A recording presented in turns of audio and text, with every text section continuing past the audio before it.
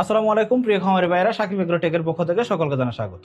আমরা আজকে আলোচনা করব মাছের খাদ্য খরচ কমানোর জন্য আমরা কি করে থাকি খুদের ভাত অথবা আমরা কি করে থাকি ভাত খাইয়ে থাকি। অর্থাৎ অনেক সময় দেখা যায় আমাদের যে ক্যাটারিং সার্ভিসগুলো আছে সেই ক্যাটারিং সার্ভিসে কিন্তু অনেক পরিমাণ ভাত বেশি হয়, সেই ভাতগুলো নষ্ট না করে আমরা মাছরে খাওয়াই থাকি। অনেক সময় পাঙ্গাসে খাওয়াই, অনেক সময় তেলাপিয়া খাওয়াই, অনেকে আবার বাংলা মাছরে খাওয়াই থাকি। আবার অনেকে খুদের ভাত রান্না করে আমরা বিভিন্ন প্রকার ক্যাটফিশ জাতীয় মাছ, পাবদা, গুলশাকেও কিন্তু খাইয়ে থাকি। আমরা এই মাছের খাবার হিসেবে ভাত বা খুদের ভাত এগুলো আসলে খাওয়াচ্ছি কেন?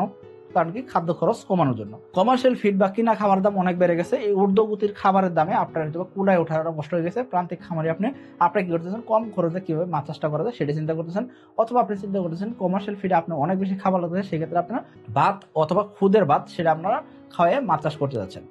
এটা আসলে কতটা যৌক্তিক সেটা একটা প্রশ্ন। 2 নম্বর প্রশ্ন হলো কি এটা আসলে খাওয়ানোর নিয়মটা কি হতে পারে এবং কি সঠিক ফর্মুলায় যদি খাওয়াতে পারে সেক্ষেত্রে আসলে লাভবান হওয়া যায় কিনা সেই সম্পর্কে জানার চেষ্টা করবো। তো চলুন শুরু করা যাক। এখনো যারা চ্যানেলটিকে সাবস্ক্রাইব করেনি সাবস্ক্রাইব করে দেবেন এবং বেল বাটন প্রেস করে দেবেন যাতে নতুন নতুন যত ভিডিও আসে সবগুলো দেখতে পারেন। দেখেন, প্রথম কথা হলো যে ভাত বা খুদের ভাত, এই খুদ অথবা ভাত এই দুটো জিনিস আসলে দেখা যাচ্ছে দিন শেষে এখানে ভালো মানের কার্বোহাইড্রেট থাকে। এখানে কার্বোহাইড্রেটের পরিমাণ যদি বেশি, প্রোটিনের মাত্রা যদি কম, সেক্ষেত্রে এই জায়গায় মাছটা যদি খাওয়ান সেক্ষেত্রে মাছের পেট ভরবে, দিন শেষে গ্রোথের পার্সেন্টেজটা কিন্তু ওইরকম পাবেন না।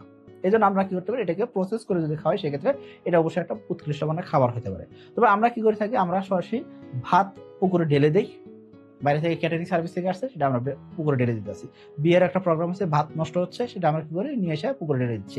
এটা আসলে করা যাবে না। এটা করলে কি হবে, মাছ হয়তো বা কিছুটা খাবে আর বাদ বাকি অংশটা কিন্তু কি হবে, পুকুরে নষ্ট হয়ে আপনার পুকুরে পরিবেশ নষ্ট করবে। এটা না করে আপনারা কি করতে পারেন, এটাকে প্রসেস করে যদি খাওয়াতে পারেন সেক্ষেত্রে কিন্তু ভালো ফলাফল পাওয়া সম্ভব।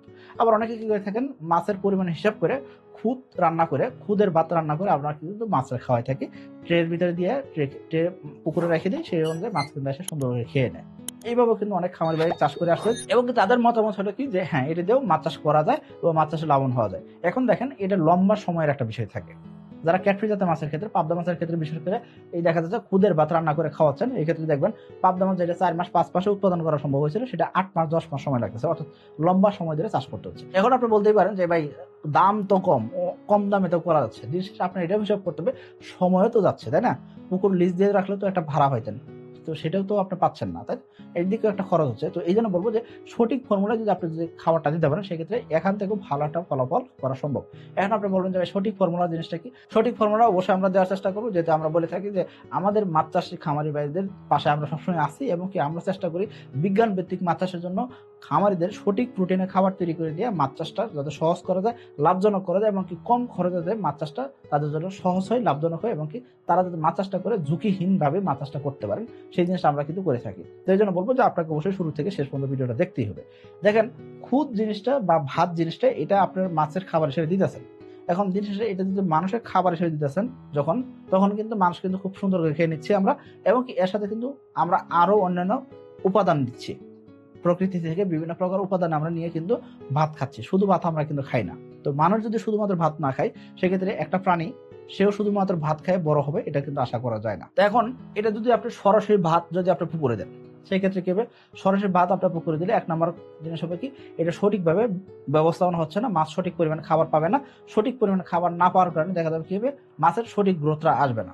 2 নম্বর, মাছ যদি অধিক পরিমাণে খেয়ে ফেলে সেক্ষেত্রে দেখবেন মাছের পেট ফুলে যাওয়ার সম্ভাবনা তৈরি হতে পারে এবং কি মাছ উল্টাপাল্টা সাঁতার কাটতে পারে। 3 নাম্বার, পুকুরে গ্যাস তৈরি হতে পারে। 4 নাম্বার, এই যে খাবারগুলো পুকুরে তলদেশে পৌঁছলো, এই পচার কারণে দেখা যায় পুকুরের তলদেশে কাদাতে দুর্গন্ধ তৈরি হবে এবং কি কাদা থেকে বিভিন্ন প্রকার ভাইরাস, ব্যাকটেরিয়া, ছত্রাক জন্ম নিতে পারে। 5 নাম্বার, এখানে যদি পুষ্টি গুণাগুণ কম সেক্ষেত্রে এটা দিয়ে আপনারা মাছ চাষ করলে একটা লম্বা সময়ের অপেক্ষা আপনাকে করতে হবে। এখন আপনি বলবেন যে তাহলে আমরা কি করতে পারি? আপনারা সরাসরি ভাতটাকে সরাসরি না দিয়ে আপনি কি করবেন, যদি ক্যাটারিং সার্ভিসের ভাত হয় সেটা আপনারা কালেক্ট করবেন। কালেক্ট করার পরে এখানে দেখবেন তেলের পরিমাণ আছে, যেহেতু এটা তেল মিশ্রিত হয়ে আসছে, এই তেলটা সরানোর জন্য আপনি কি করবেন, ভাতটাকে ধুয়ে নেবেন। ভাত আপনি পানিতে ধুয়ে নেবেন, ধুলে মোটামুটি তেল কিছু অংশ কমে যাবে। তরকারি যে ঝোল আছে সেই ঝোলটা অনেক সময় থাকে, এই ঝোলটা আপনি কি করে নেবেন, আপনি ধুয়ে নিয়ে আপনার তেলের অংশটা সরিয়ে নিলেন। দিন শেষে আপনার ভাত থাকলো। এখন ভাত নিয়ে রাখলেন, অথবা আপনি কি করতে পারেন, আপনি যে খুদের ভাত রান্না করে খাওয়াইতেছেন সেই খুদের ভাত আপনি আগে রান্না করে নিলেন। নেওয়ার পর আপনি কি করবেন, খুদের ভাত বলেন আর ভাত বলেন যেটা নেন, ভাত আপনারা নেবেন মোটামুটি 25 কেজির মতো। অর্থাৎ 100 কেজি খাবারের ভিতরে আপনি ভাত অথবা খুদের ভাত যেটা নেন না কেন 25 কেজির মতো আপনারা এটা নেবেন। অর্থাৎ 25 কেজি খুদ রান্না করবেন না, আপনি কি করবেন, 25 কেজি খুদের ভাত হবে, যেহেতু এটা পানি মিক্স হবে অবশ্যই ওজন বাড়বে, তাই না? আপনি 1 কেজি ভাত রান্না করলে সেক্ষেত্রে 1 কেজি হবে না, কিন্তু সেটা ওজন কিন্তু বাড়বে। যেহেতু কি করছে এই ভাত যেটা সেটা কিন্তু পানি রিসিভ করে কিন্তু ভাত হয়েছে, আগে কিন্তু চাল ছিল, তাই না? চাল কি হয়েছে, ভাত হয়ে গেছে, বা খুদ সেটা কিন্তু পানি রিসিভ করে সে কিন্তু আর খুদের ভাত হয়ে গেছে, খুদ এখন কিন্তু আর নাই।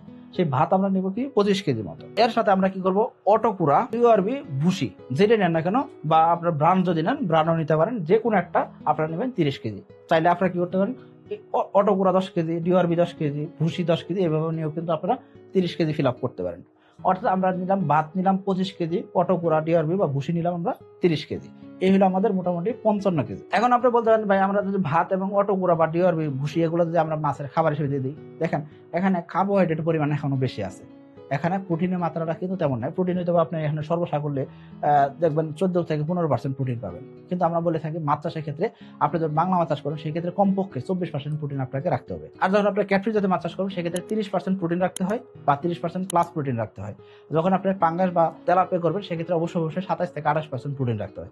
এই ক্ষেত্রে আপনার প্রোটিন মাত্রাটা এত কম হলে সেক্ষেত্রে মাছের কিন্তু এরকম গ্রোথ পাবেন না। এই ক্ষেত্রে আপনি কি করতে পারেন, এর সাথে আপনারা শুটকির গুঁড়া, বা আমরা বলে থাকি কি ফিশ মিল বা শুটকির গুঁড়া আমরা দিব মোটামুটি 20 কেজি। তাহলে আমাদের মোটামুটি দাঁড়ালো কত, 75 কেজি। এখন মোটামুটি আমাদের প্রোটিন মাত্রাটা মোটামুটি দেখা যাচ্ছে ভালো পরিমাণ বাড়তেছে। এর সাথে আমরা কি করবো, খোল, আমরা সবাই চিনি খোল, সেই খোলটা আমরা দিব। খোল সয়াবিন খোল হতে পারে, সরিষা খোল হতে পারে, যেটি আপনারা দেন না কেন দিতে পারেন। এই হলো আমাদের 20 কেজি খোল দিব। এখানে সর্বসাকুল্যে আমাদের 95 কেজি খাবার তৈরি হয়ে গেছে। এর সাথে আমরা চিটাগুড়, যেটা আমরা বলে থাকি মোলাসিস বা চিটাগুড়, সেই চিটাগুড় দিব আমরা মোটামুটি ভাবে 2 কেজি থেকে 3 কেজি।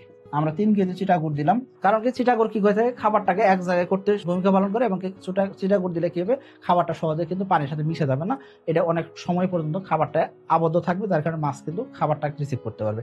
এর সাথে আমরা কি করব, আটা দিব একই কারণে, যেহেতু আমরা জানি কি আটাও একই কাজ করে থাকে, এই জন্য আমরা 2 কেজি পরিমাণ আটা দিব। এই হলো সর্বসাকুল্যে আমাদের 100 কেজি খাবার হলো। এর সাথে আমরা টক্সিক বাইন্ডার মিশাইতে বললে ভালো, নাম যদি মিশাইতে পারি সেক্ষেত্রে আমরা এই জায়গায় খনিজ হিসেবে আমরা কি করতে পারি, 1 কেজি বা 2 কেজি পরিমাণ আমরা লবণ মিশাইতে পারি। এর সাথে আমরা 500 গ্রাম পরিমাণ ভিটামিন প্রিমিক্স দিব, দিয়ে আমরা যদি খাবার তৈরি করে নিই মোটামুটি ভালো মানের একটা খাবার তৈরি হবে।